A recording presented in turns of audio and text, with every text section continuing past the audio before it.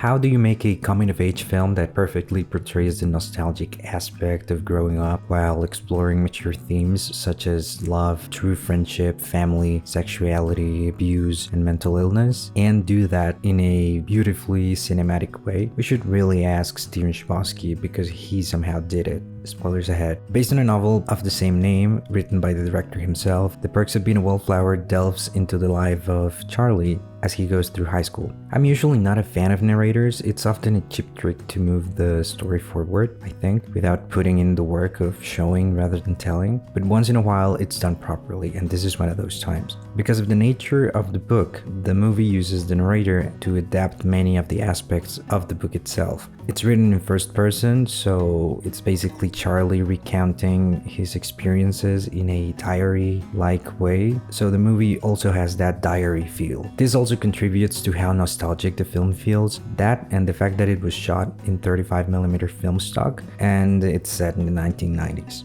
Now, even if there is a narrator, that doesn't mean this is an audiobook with pictures. This is a film. The director does the show don't tell rule, or what Hitchcock would call pure cinema, especially when dealing with some of the already mentioned themes. For example, how sexual abuse is shown in such a tasteful yet horrifying way. It can even fly under your radar, as it happened to me when I first watched it when I was 13. I didn't get that Charlie was SA'd by his aunt. I simply thought the trauma was due to her dying. Later, when rereading the book and rewatching the film, I understood it, and it was a renewed experience. A key element in achieving this pure cinema is the level of acting displayed in the production. All the actors performed so naturally that when I watched it at the age of 13, I felt completely identified by them. And these are not necessarily easy roles. There are highly demanding scenes that, if not cast properly, might not have been as effective. Another strength of the film is how naturally it addresses topics of importance, especially for teenagers. It delves into subjects ranging from sex, drugs, abuse, suicide, religion, abortion, to sexuality, love,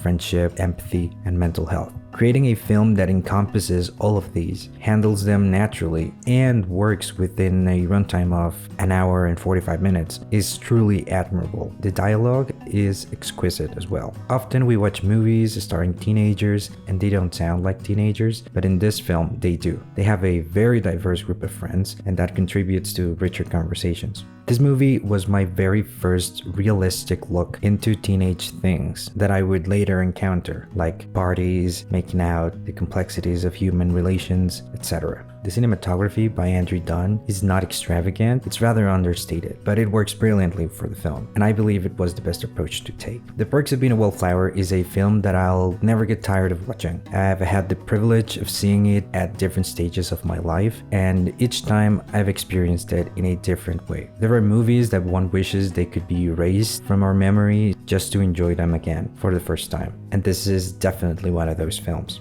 Everything from the set design to the dialogue and how dreamy the film grain makes everything feel evokes nostalgia. And this movie is perfect to revisit when we often feel many emotions but we don't really know what we are feeling. It's truly the perfect coming-of-age film. Thank you for watching. See you next time.